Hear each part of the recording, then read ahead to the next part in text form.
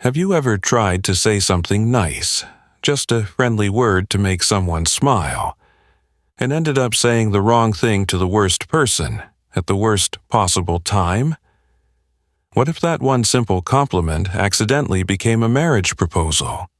And what if she accepted? Now, imagine this.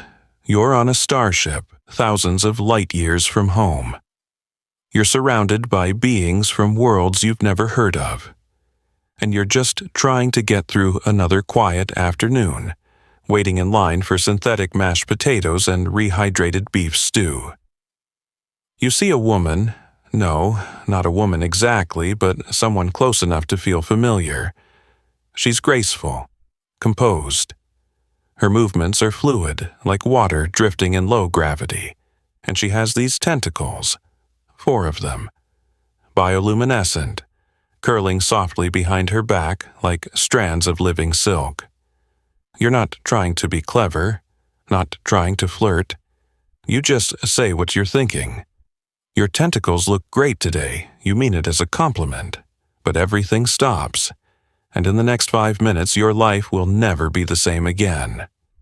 Mark Ryden was not a man given to subtlety.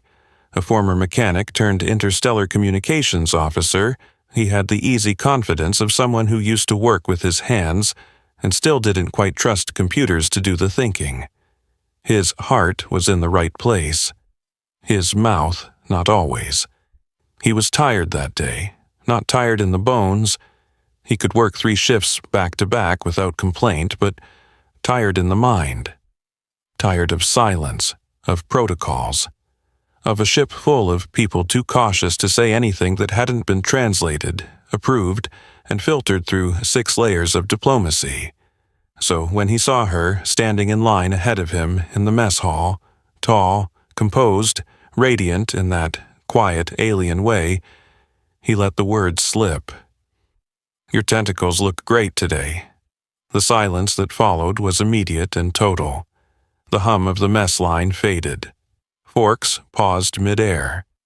Conversations died like power failures. Valaya, lieutenant of the Norian delegation, turned her head slowly, silver eyes narrowing just slightly. The tips of her tendrils curled inward, almost imperceptibly.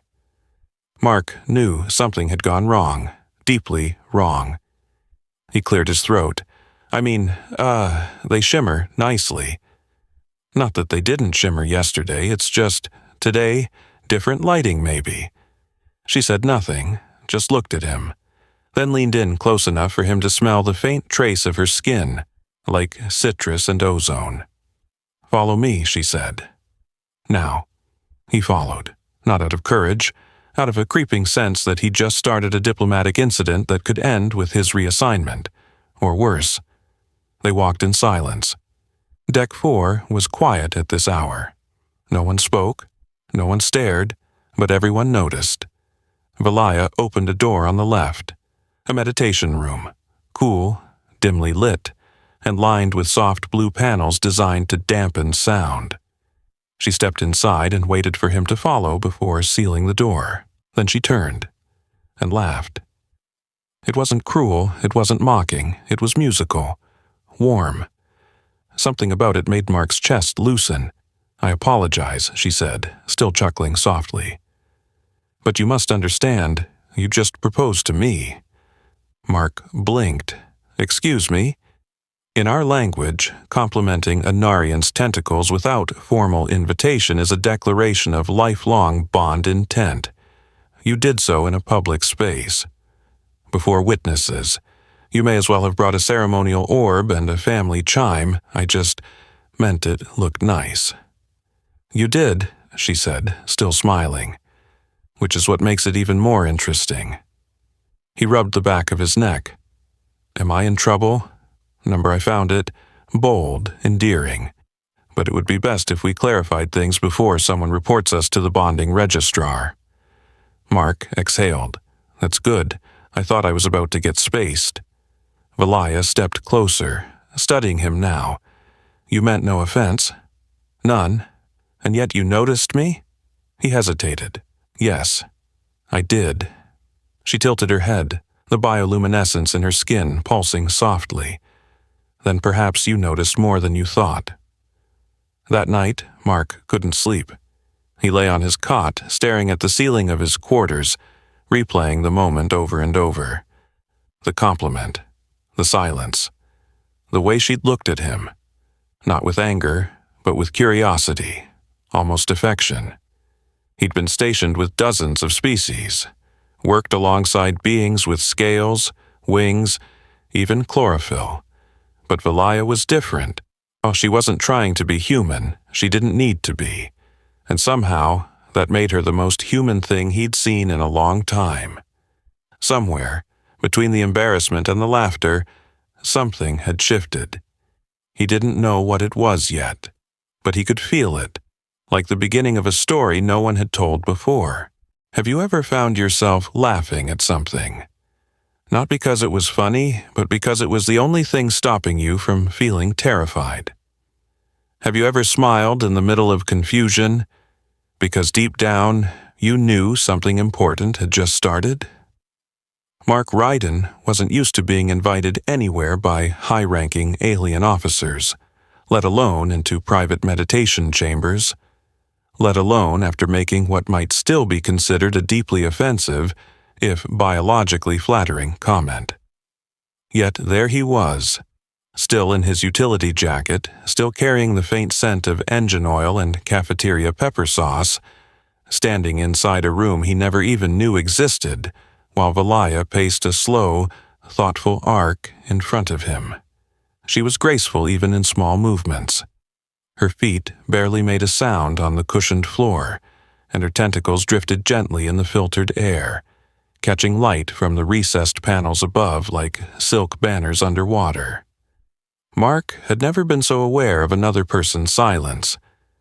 When she finally turned to face him, her expression had shifted. Not angry, not amused, but considering. "There is something we must discuss," she said softly. Mark nodded, then cleared his throat. "If this is about the mess hall, it is not about the mess hall. At least, not anymore." "Then, what?" Valaya stepped closer, but not in a way that suggested tension. More like she was crossing a boundary she had drawn long ago, one that she now questioned the reason for keeping.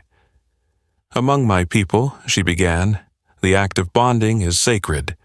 It is not entered lightly. It requires 3 declarations, 2 trials, and mutual consent." Mark squinted. "Sounds like a lot of paperwork." She didn't laugh this time. Instead, her eyes glowed a bit, just a flicker. "You gave the first declaration today, in public, before witnesses." "It wasn't a declaration," he said quickly. "It was just a compliment. But it was heard," she replied, "and acknowledged. You must understand how rare that is." He took a breath. "Look, I didn't mean anything disrespectful. I wasn't trying to start anything." She studied him, then walked over to a small platform in the corner. With a wave of her hand, the panels retracted, revealing a low sitting area with cushions arranged in a precise geometric pattern. "Sit," she said. He did, awkwardly. The cushions adjusted beneath him, reacting to his body heat. She sat opposite, legs tucked beneath her, her back straight. "You are not in trouble," she said, "but you are now involved." Involved, there is tradition, and there is perception. Even if we both agree this was a misunderstanding, others may not. Your name is now linked with mine in the registry. Mark blinked. "Wait, there's a registry of bonded intentions. Yes, what does that mean? It means, for now, we must pretend." "Pretend what?" "That you are courting me." There was a long pause. Mark opened his mouth, closed it, opened it again. "I'm sorry, what?" Valaya's voice remained calm, almost amused. "There is a diplomatic gathering tomorrow evening. My uncle, Ambassador Alaron, will be present. It is known that I received a declaration today. If I appear without you, it will reflect poorly. On me, on Earth, on our alliance. So you want me to be your date?"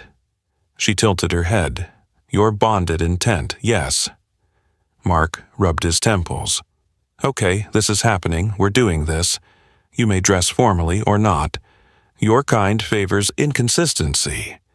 That may help sell the illusion. He gave a dry laugh. I think the illusion is selling itself just fine. Later that night, he stood in front of the mirror in his quarters, trying to decide between two jackets.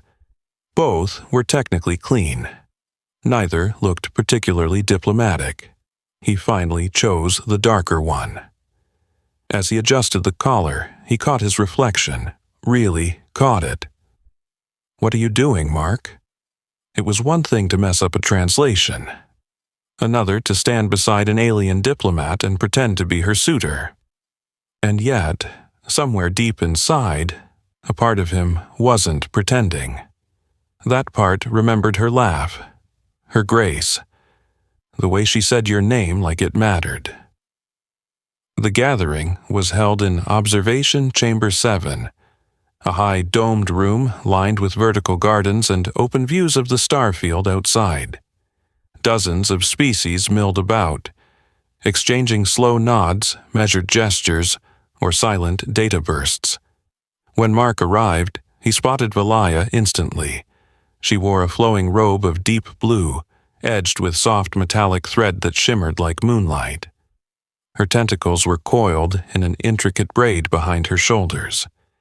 Every movement she made seemed choreographed, graceful, precise, dignified. And then she looked at him and smiled. He walked over, trying to look less like a confused engineer and more like a man who belonged beside her. You came, she said. Of course I came. You clean up adequately. Is that a compliment? It is a cautious endorsement. He chuckled, and to his surprise she reached out, gently brushing her fingers along his forearm. The touch was light, almost ceremonial. Ambassador Eleron approaches, she said. Mark turned. The ambassador was tall, older, with markings along his neck that glowed with age and authority. His presence demanded silence. Valaya stepped forward. Uncle, this is Mark Ryden, my bonded intent. Mark offered a hand, then withdrew it, unsure. Instead, he bowed slightly. Ambassador, he said, it's an honor. The ambassador studied him, said nothing for a long moment, then nodded once. May your intent be proven worthy, he said. And just like that, it began. Mark didn't know what trials lay ahead. He didn't know what bonding really meant in Narian terms. But standing beside Valaya, surrounded by stars, he felt something he hadn't felt in years. Possibility. Have you ever stepped into a moment that felt too big for you, but you walked in anyway, because someone beside you believed you belonged there? What if one dance, just one, could bind two souls across stars and silence? The observation chamber was lit low, ambient lights casting soft shadows along the curved walls. Holographic nebulae drifted across the ceiling like distant thoughts. The air was scented lightly with some kind of Narian floral mist. Not overpowering, just enough to remind you this wasn't Earth. This wasn't home. Not yet. Mark stood beside Valaya near the open dome, staring out at the star field while his thoughts swirled faster than the ship's orbit. Around them, diplomats mingled. Some glowed, some whispered, some pulsed gentle lights from beneath their skin. It was beautiful in an alien way, like watching a symphony written in languages you couldn't speak. Valaya turned to him, her voice low. They're about to begin the bonding demonstration. It is optional, but expected. Mark glanced around. Others were already gathering near the center of the chamber, forming a loose circle. What kind of demonstration? He asked. She looked at him carefully, as if gauging not just his curiosity but his capacity. A dance, she said, but not of steps, of resonance. You mean like rhythm? She smiled faintly. Like truth. The musicians, if you could call them that, were already preparing. A trio of tall, feathered beings moved toward the raised dais, each carrying what looked like a living instrument. When they played, the air shifted. Not sound exactly, more like the memory of sound. Deep pulses that vibrated in the chest, notes that bypassed the ear and settled directly into bone. Valaya offered her hand, tentacles moving slowly like seaweed in tide. "Shall we?" He hesitated. "Do I have to know anything? Only yourself." He took her hand. The moment he did, he felt something change. It wasn't dramatic. There was no jolt of energy, no flash of light. But her skin was warm, alive. The patterns of her markings seemed to react subtly, swirling with faint pulses. They moved to the center slowly while the others watched, not with judgment but with a kind of reverent stillness. Then the music began. Valaya stepped forward. Mark mirrored her without thinking. There were no steps, no choreography. It was instinctive. They moved in slow circles, not touching except for the tips of their fingers. Her tentacles began to drift outward, catching the ambient glow. He saw the rhythm in her, fluid, quiet, precise, and something in him tried to match it. Not with perfection, but with presence. The music swelled, low and steady. As they moved, Mark began to feel what she meant by resonance. Her breathing matched his. His heartbeat, slow and uncertain, began to sync with the distant pulse in her chest. They circled once more. Then she stepped closer. Her hand touched his temple, gently. "Let go," she whispered. He did, and suddenly he wasn't dancing anymore. He was remembering. He saw a memory of himself as a boy, staring up at Earth's sky from a broken balcony. Heard his mother's voice, felt the ache of a day she didn't come home. Then he saw a fragment of her memory, young Valaya, standing in the rain of her homeworld, holding a broken chime in both hands, looking for someone who never returned. Pain met pain. Loneliness met loneliness. But then something else followed. She showed him the moment she first boarded the ship, nervous, proud, uncertain. He showed her the moment he decided not to return home, after the war took too much. Their truths touched. Their steps slowed. And when the final note faded, the chamber was silent. Valaya looked up at him. "Your resonance is strong," she said. Mark's throat was dry. "I just followed you." "That," she replied, "is why it worked." The ambassador approached. Others followed, not clapping, not speaking, just watching. Then Eleron stepped forward. "You understand this was no longer pretend," he said. Mark nodded. "I'm beginning to. Then you must continue." "Continue what? The trials?" Mark felt his chest tighten. Valaya turned to him. Her expression was unreadable, not because she hid emotion, but because there were too many for one face to hold. "You do not have to agree," she said softly.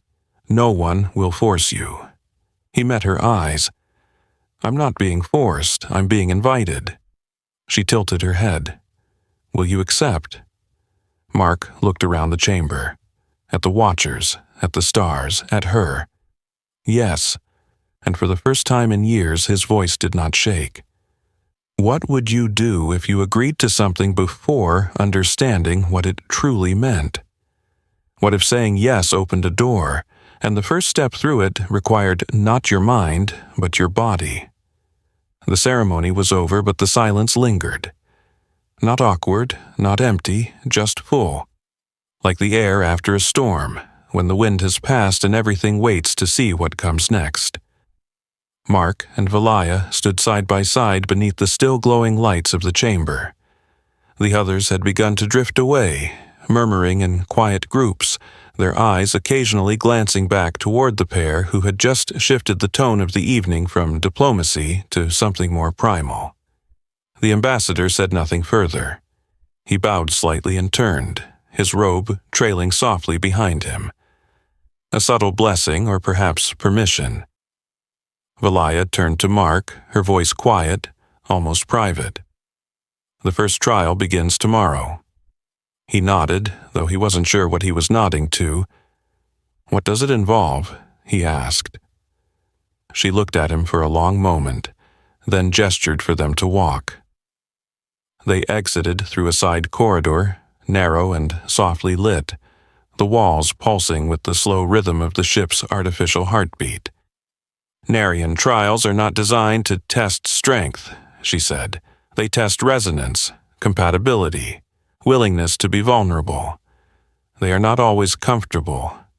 Sounds like dating, Mark muttered. She smiled faintly. The first trial is physical. Not in the way your people might imagine. There is no performance, only presence. Presence?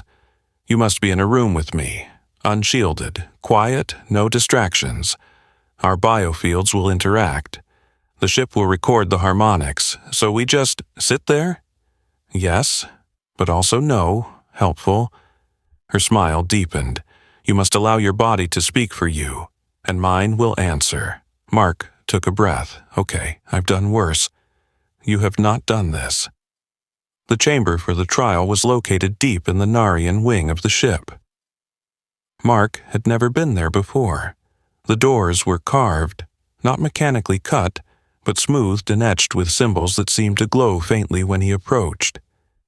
Valaya touched her palm to the center panel. It opened silently.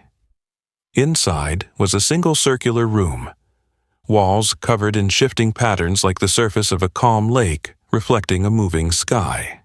In the center was a platform, soft, low, surrounded by cushions. Valaya stepped forward, removing the outer layer of her ceremonial robe. Beneath it, she wore a simple white garment that wrapped around her body in flowing lines, leaving her shoulders bare. Her skin shimmered with faint pulses. Mark hesitated, then removed his jacket. His undershirt clung slightly to his skin. He suddenly felt warm, nervous. Valaya sat cross-legged in the center, gesturing for him to join. The trial begins when we make contact, she said. What kind of contact? Your hand, mine. Nothing more, not at first. He sat across from her, knees almost touching. Her hand reached out, palm up. Hesitantly, he placed his own in hers. For a moment, nothing happened. Then, heat, not physical, not burning, but something deeper. A warmth that seemed to rise from his chest, like the beginning of emotion, like the memory of a safe place. Her eyes closed.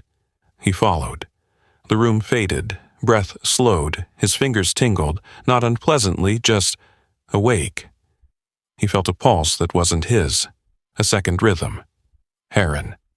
The two merged slowly. His body relaxed. Tension he didn't know he carried slipped away.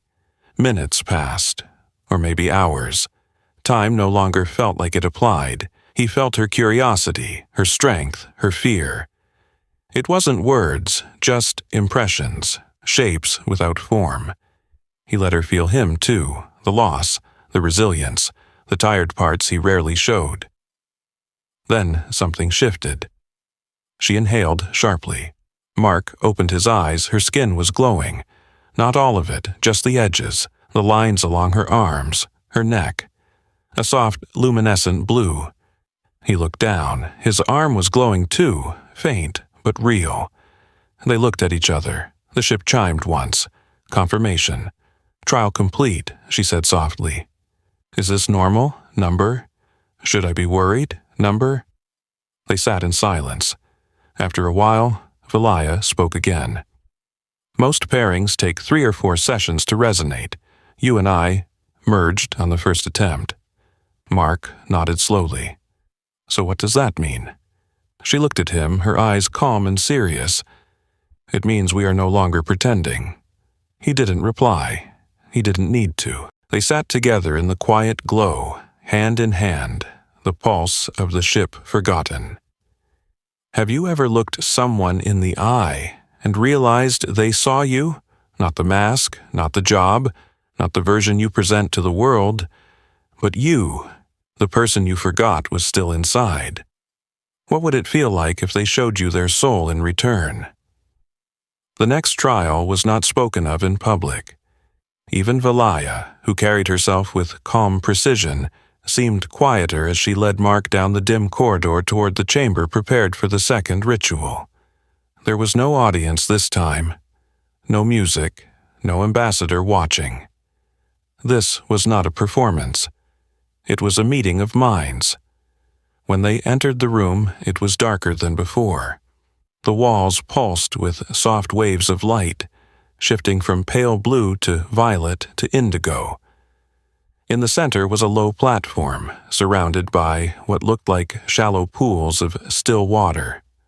Steam curled gently upward, carrying the faint scent of minerals and something floral. Valaya turned to him. "This is not like the first trial. Your body will rest, your mind will not." Mark gave a soft laugh, trying to mask the thrum of nerves under his skin. "So it's a therapy session?" Her expression remained serene. "It is a revealing." He nodded, but inside he was unsure. Not of her, of himself. There were parts of him he had long buried. Memories dulled by time and dust. Choices made during darker days. Wounds he never spoke of. And yet, something in her voice made him trust. They stepped onto the platform and lay down side by side, their heads turned toward each other. Above them, the ceiling opened to a view of stars. Not a real view, but a projection so flawless it shimmered with motion. Nebulae drifted. Galaxies wheeled slowly past. Valaya raised her hand. "Touch my temple," she said. He reached out, his fingertips brushing the soft skin beside her eye. She did the same. "Close your eyes." He obeyed. The world tilted. There was no sensation of falling, only presence. Thoughts unspoken began to unfold. He saw her memories, not as images but as feelings wrapped in colors. Her childhood and the floating spires of Narian Prime. The loneliness of being the quiet child, always second to the louder ones. The pressure of carrying a family name in a culture that demanded perfection. He felt the day she left home, alone for the first time, the ache in her chest as she looked back. Then he felt her seeing him, his own life, offered without words, the broken bicycle in the rain, his father's hands, rough and calloused, lifting him after a fall, the long nights in the engineering bay, listening to static in place of voices, and then her hand in his, not memory. Now Valaya spoke within the silence. "You were alone for too long." Mark answered without lips. "So were you." She showed him the moment she was first chosen for this mission, the pride and the fear. He showed her the moment he signed up for Earth's interstellar core, not because he wanted to see stars, but because he couldn't stay on Earth anymore. She opened a door deeper. He followed. A memory, hers, of standing in the hall of reflection, watching her own face in the mirrored pool as her family told her she was to bond with someone she had never met. She wanted more. Freedom, choice, the connection. Now she had it. Now she had him. Time passed in that space beyond time. They did not speak again. They did not need to. When their eyes opened, the stars above them had shifted. The light was brighter. The pools shimmered. Valaya's face was wet. So was his. Neither said why. They sat up slowly, the silence wrapping around them like a warm shawl. The ship's soft voice broke the stillness. Cognitive resonance confirmed. Trial complete. Mark looked at her. That was different. She nodded. It is always different. He exhaled slowly. And now we rest. Tomorrow we choose. He didn't ask what that meant. He just stayed beside her, breathing in sync under the stars that were not stars, with a woman who was not human, and yet somehow understood him more deeply than anyone ever had. Have you ever been offered something you didn't know you wanted, only to realize when it was almost gone that it was everything you needed? What if love didn't arrive with fireworks or kisses, but with a question that could only be answered in silence? The third trial was not a test. It was a choice, and that made it harder than anything that came before. Mark Radin stood in front of the viewing window in his temporary quarters, watching the planet below rotate slowly in soft bands of teal and gold. It was uninhabited, just a staging world. No cities, no colonies, just mountains and mist and silence. The ship hovered in low orbit like a thought that hadn't yet turned into a decision. Behind him, the room was quiet. He could still feel the trace of Velaya's presence in the air. She had left only minutes ago. They had spent the morning together walking one of the ship's inner gardens. No guards, no ceremony. Just them, stepping slowly along the moss-lined paths under an artificial sky. She told him stories, not grand ones, not politics or science. She told him about the way Narian children are taught to sing to the plants that feed them, about the shape of her grandmother's hands when she baked ceremonial bread, about the way wind sounds on the outer balconies during the tide months. Mark had listened, saying little, because it wasn't what she said that mattered. It was that she said it to him that she wanted to. Now she was gone, giving him the space to decide. One more trial remained, but only if he chose it. The choice had to be mutual. There was no pressure. And yet, Mark felt as if the weight of a star had settled into his chest. He remembered Earth. Not the green parks or shining cities, but the dry, cracked roads that led nowhere. He remembered watching his friends leave, one by one, for jobs, for families, for dreams that fit into square houses and mortgage plans. He remembered staying, fixing broken things, staying busy, until one day he couldn't stay anymore. He didn't want a legacy. He wanted motion, stars, freedom. And now, here he was, with a woman who shimmered when she breathed, who never tried to change him, who let silence be silence. He had said yes to the first trial, then yes to the second. But this yes, this one meant something more. This yes was a life. Later that evening, a chime echoed softly in his quarters. Velaya stood outside, dressed not in ceremonial robes but in a simple tunic of soft gray. No glowing patterns, no diplomatic symbols, just her. He opened the door. She stepped in, no words at first. They sat together. Then she reached into her robe and removed a small object wrapped in woven silk. "This is the final gesture," she said, "if we are to continue. You may return it, and nothing more will be said." He opened it slowly. Inside was a tiny orb of pale glass. Inside the orb, floating, was a fragment of something that shimmered like liquid starlight. "What is it?" "A memory," she said. "One of mine, not duplicated, given. If you accept it, it cannot be undone." He looked at her. "Do you want me to? I want you to want to." He held it for a long time, felt the weight of it, not in his palm, but in his chest. Then he closed his fingers around it and nodded. "Yes," he said. She exhaled. The air shimmered. Her skin began to glow, faintly. So did his. He didn't know how, he didn't care. They sat together in the quiet. Two people, two species, two lives with too many scars and too few guarantees. And for the first time, neither of them wanted to be anywhere else. Have you ever realized that love was not about how someone looked at you, but how they stood beside you when no one else would? What if the person who understood your silence became the reason you believed in tomorrow again?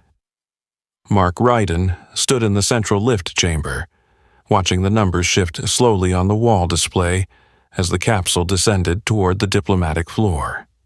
His fingers were curled loosely at his sides, but inside, a storm was building. Not fear, not quite. It was weight, the weight of choice, of commitment, of everything he never thought he'd be asked to carry again. The orb was still in his quarters, resting on the soft-woven cloth Valaya had given him. He hadn't opened it. Not yet. To do so would mean finality. Not in a harsh sense, but in the deep, irrevocable way a door closes behind you when you step forward into the unknown. Valaya had said nothing more since he accepted the gesture. She had left him space.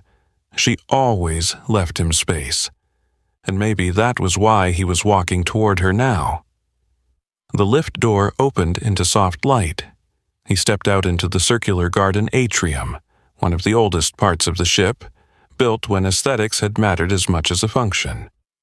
Lush green plants curved along the glass walls, and in the center a quiet fountain played a song of moving water, so gentle it could have been mistaken for breath. She was there. Sitting on the bench beneath the arbor, robe flowing gently around her, face turned toward the artificial sun as if listening to it speak. She didn't look up as he approached. She didn't have to. "You came," she said. He sat beside her. "Of course I came. Did you open it? Not yet. Why? Because once I do, I don't go back. And do you want to?" He turned to look at her. Really looked. Number I just needed to be sure. Valaya nodded slowly, her fingers tracing the edge of the bench. "You're not like the others," she said. "Most who engage in bonding with Narians do so for strategic reasons, or curiosity. You didn't want any of this." Mark exhaled. "That's true, so why stay? Because you never asked me to be anything but myself." She finally turned her face toward him. Her expression was not soft. It was steady, whole. "And that's who I want."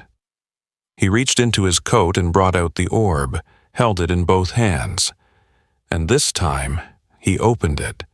The moment the glass cracked, light spilled upward, not bright but warm, like a memory slipping out of a dream. And then he was there, not in body, in mind. He stood inside a circular room of polished stone, open to the sky. Pale blue banners drifted in the breeze. The air smelled of citrus and ash. A younger Valaya stood at the center facing a small crowd. Elders, family, distant figures of status and expectation. Her voice echoed as she spoke a ritual phrase, but her eyes held fear. She was giving up her name, becoming something new, and no one asked if she was ready. The memory shifted. He saw her alone in the quiet night, curled beneath a tree carved with glowing symbols, hands clasped, shoulders shaking. She was strong, but she was also tired. When the memory faded, he was back in the garden. Valaya was watching him, her eyes rimmed with unshed tears. "You were never supposed to see that," she whispered. "You gave it to me. I didn't know you'd understand." He reached for her hand. "I didn't know I could either." They sat in silence for a long time. Then Valaya stood. "Follow me," she said. He did. She led him not to the diplomatic wing or the bonding chamber. She led him to the docking bay. A small shuttle sat ready. "Where are we going?" he asked. "Down," she said, "to the planet." "Why?" "Because that is the final step. To be bonded is not to perform rituals. It is to live, to walk beside each other when no one is watching, and to see if what we've found still holds under a different sky." The shuttle descended through soft clouds. The world below unfolded.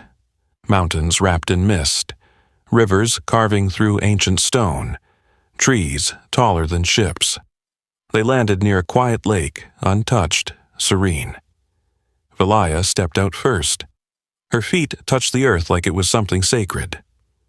Mark followed. The air was cool, fresh. She turned to him. "This is where we speak the final words, or walk away." He looked around, at the wind, the sky, the stillness, then at her. "Let's speak them." She nodded. They stood together. Two voices, one promise, in two languages.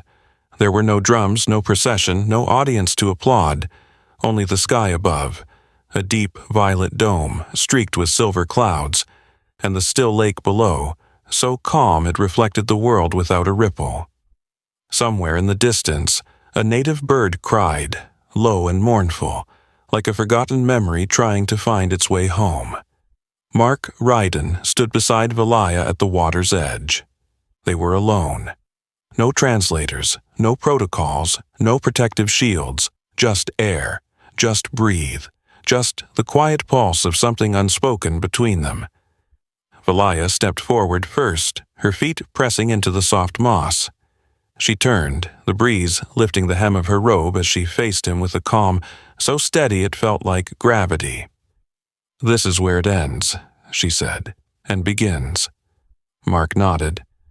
"I don't have the words," he said quietly. "Then don't speak them," she replied. "Feel them." She reached up and placed her palm gently over his heart. Her skin was warm. So was his.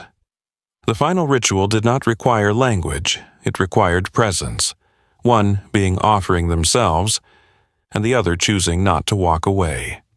He closed his eyes, and in the silence he thought of all the versions of himself he had been. The boy, with grease on his hands, trying to fix a broken transmitter. The young soldier staring into the dark of space, wondering if anyone would remember his name.